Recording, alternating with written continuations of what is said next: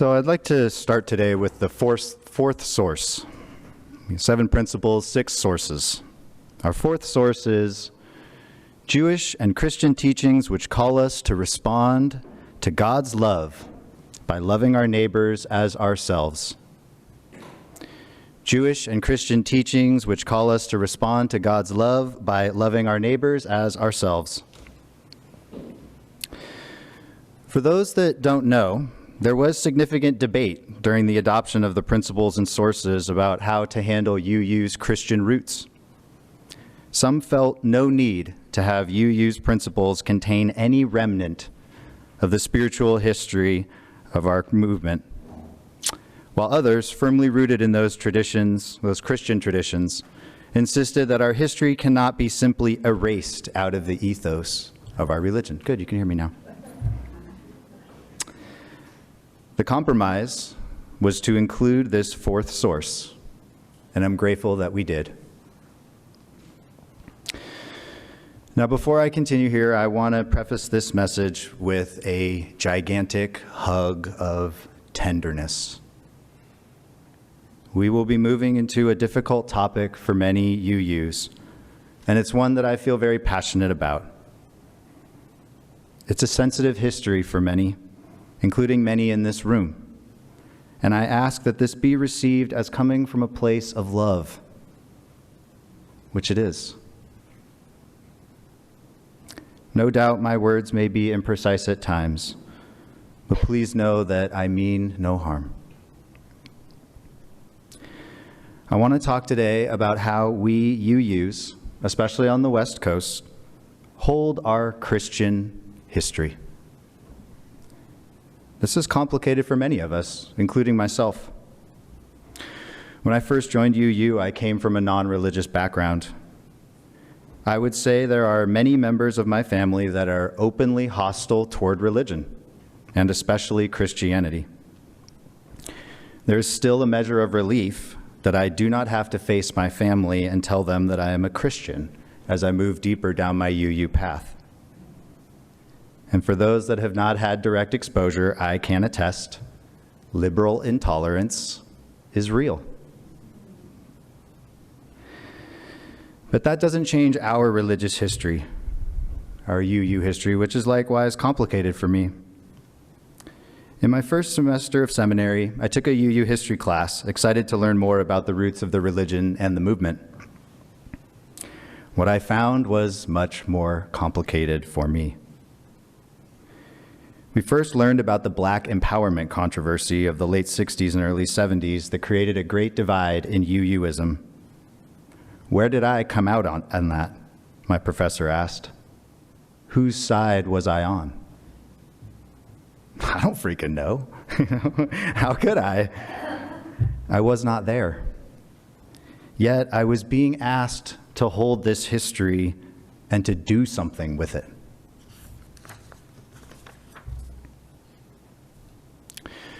As we continue deeper into UU history, it got decidedly more Christian, culminating in the life and death of Michael Servetus, our first UU martyr. We actually went backwards in this UU history class. So we got all the way back to Michael Servetus, our first UU martyr.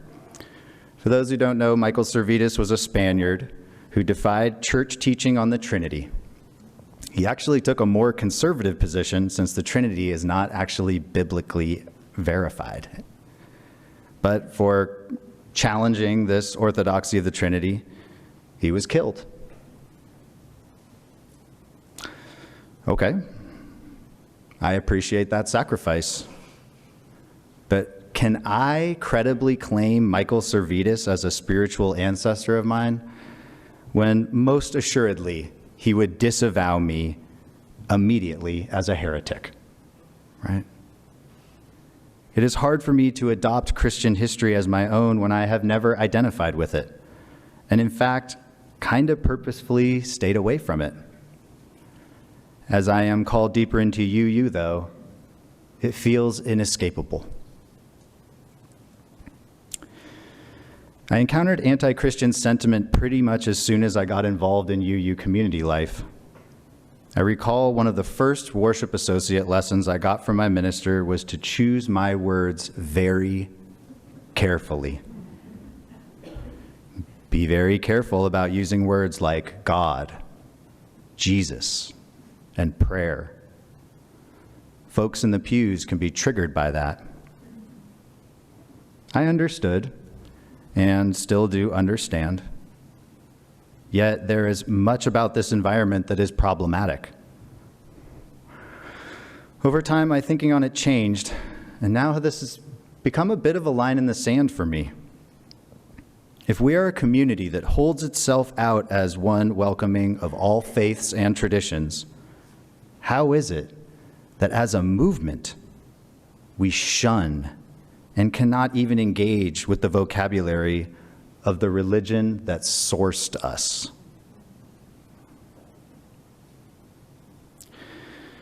Which brings us back to the original question. How do West Coast UUs hold our Christian history? Generally, not very well.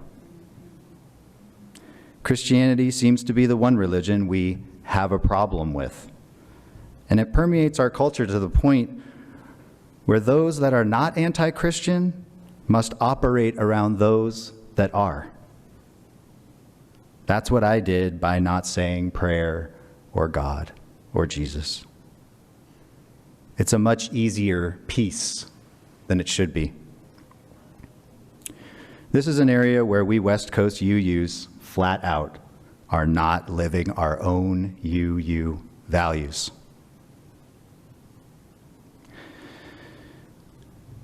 I believe it is the call of our time to hold the history that is ours to hold. And the mission statement of my seminary is a focus on educating to counter oppressions. There, I am forced to operate from a place of being the white, privileged, cis, hetero-seeming male. I didn't ask for it, but the school leaves me no choice. In class, I get to be the holder of the history of whiteness in America. Rad. That's just great. The history is so incendiary that in those circles, asking the wrong question can ignite a conflagration. I live there what the marginalized already live everywhere, a life held firmly by history. This is especially strange for me because I have not traditionally held my history in the same chapter as whiteness in America. My father is of Jewish descent and my mom was Roman Catholic. I'm practically the fourth source embodied. Jokes aside, 60 years ago, I wouldn't have been considered white. I have always identified with the Jewish side of my family that emigrated to America in the early 1900s. We were the persecuted, scrappy upstarts trying to make our way in the land of the free.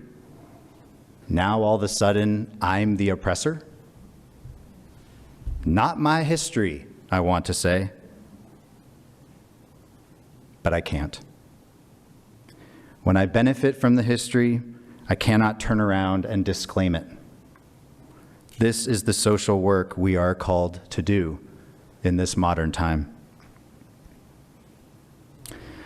And here we are in a sanctuary, gathered in love, all of it originally sourced from Christianity.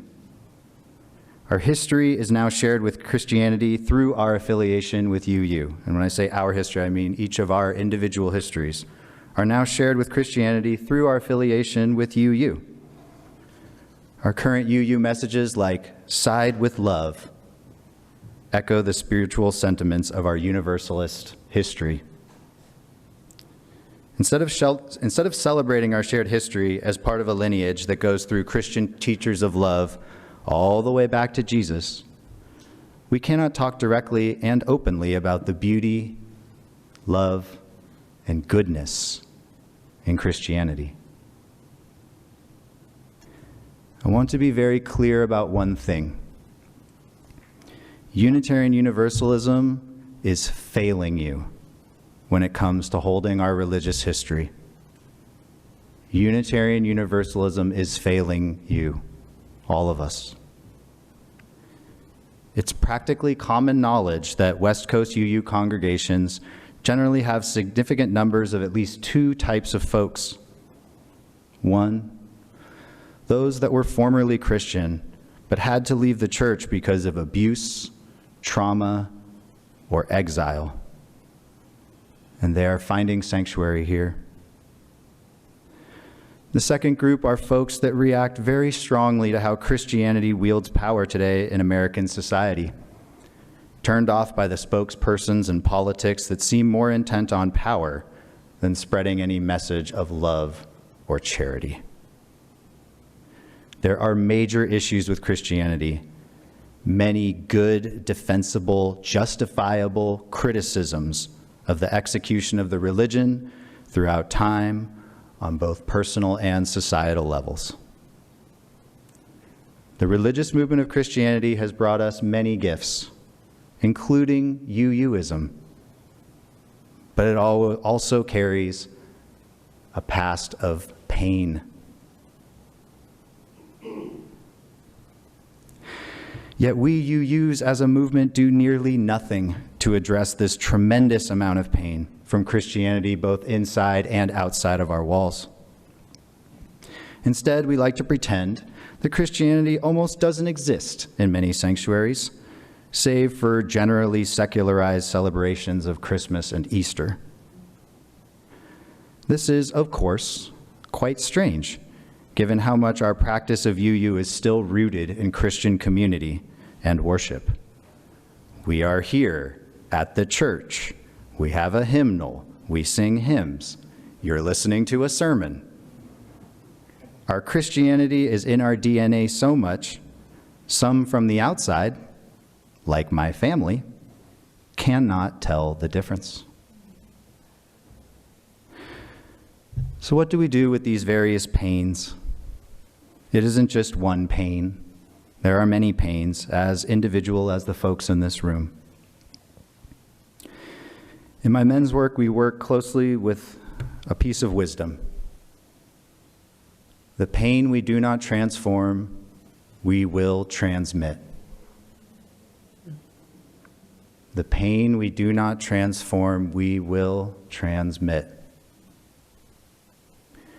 We UUs transmit our pain around Christianity through intolerance.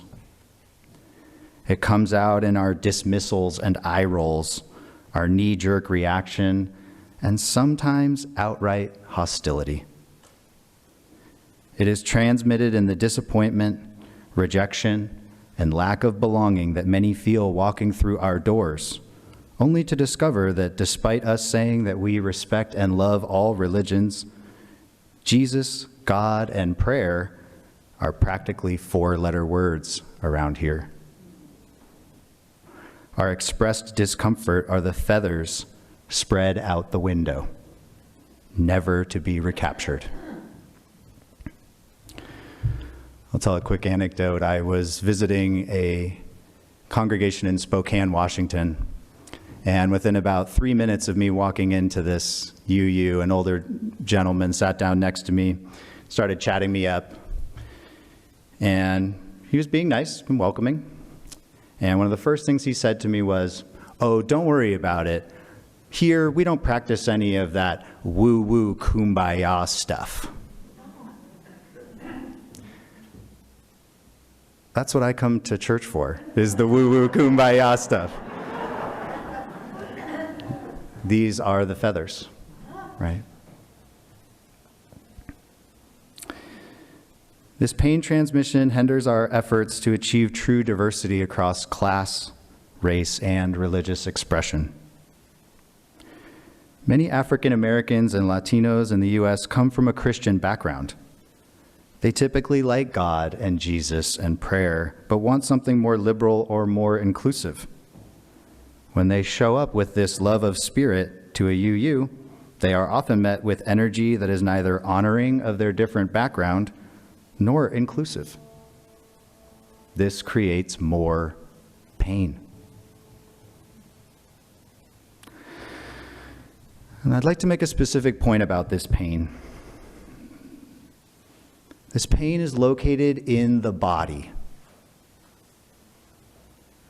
This pain is located in the body. In our individual bodies, in the collective bodies of our congregations, in the entire corpus of UU. The pain is so deep, it is part of our U.S. cultural fabric now, as we reckon with the many atrocities that have been committed in our nation's history under the word of Christianity. This untransformed pain of our Christian histories lives on strongly in our bodies. Being in our bodies, it cannot be reached and transformed with words and logic alone. So how do we transform this pain? There's no one-size-fits-all here. Our pain is individualized, and we each have unique doors which we must approach. The good news is, for me, I found transformation and healing in spiritual community. Transformation occurs when we authentically show up for each other to support one another in painful times. The brighter connections that were spoke of from the quote from the centering. When we are present to one another's pain and our own, Spirit shows up, bringing transformation in its wake. This is the magic of 12-step circles for those that have been in recovery. For others, though, it is like that quote from the centering. Transformation and release can occur through artistic expression, poetry, writing, music, painting. The truth is, UU should have tools for transforming this pain and animosity, but as of now, we do not. So I am committing today to offering a series come the new year that will help any in this congregation that are interested move through their complicated feelings around Christianity. We will work towards healing enough to not judge our Christian siblings and relatives, both in the congregation and beyond these walls. We will work toward healing so that we can reclaim this Christian history enough that it becomes our own comfortably. It is part of our heritage. It is part of our birthright. Now, I want to say that UU values do not require us to become more Christian. But I do believe that UU values do call us to become more anti-Christian. And we have a lot of work to do. We as UU should be any anti-religious sentiment, whether we are adherents to that faith or not. It can be hard to separate religion from the practice of that religion, but that is part of the religious tolerance that is essential to UUism. To harbor animosity or pain in any form toward a particular religion is against UU values. I'll say it again. To harbor animosity or pain in any form toward a particular religion is against UU values. It is incumbent upon us individually and collectively to deal with this history that is now ours. I believe we should start this healing journey with the fourth source. It calls us back to the central Christian teaching to love thy neighbor as thyself. We UUs, we love to believe what we believe, right? Should we not extend such courtesy to our Christian siblings? Isn't being a liberal movement about freedom to find one's own path? Let us extend this courtesy to others as we have extended it to ourselves. This is one love that UU has to offer. This is part of the lineage of love that we are born from. This is precisely what Michael Servetus died for. He died for the freedom to believe what one would like to believe. In this very instance, the value of loving our neighbors as ourselves by graciously observing this freedom is obvious. It guides us deftly towards peace, love, and deeper connection. We wouldn't be here gathered together had it not been for our Christian forebears and roots. I believe this work of transformation extends beyond dealing with pain around Christianity as well. As we collectively learn how to move through and transform the pain we hold, we are more capable of doing so in other areas, such as class, race, sexuality, and gender orientation. There are histories there as well we are called to hold. And with it, pain we are called to transform. This is the work of our time, to hold histories of the systems we are a part of, and to take the pain of that history and transform it so that we no longer transmit it. To take the pain of that history and transform it so that we no longer transmit it. It doesn't matter if you don't connect to that history. If you benefit from it, it's yours. If our communities offered a starting place for transforming the pain of our various adopted histories, then we would offer liberation. We would offer liberation. We would offer salvation from pain. We would offer siding with love. We would offer what we say we offer through our principles and sources, that we believe in working to build a world connected and interdependent, where all love their neighbors as they love themselves.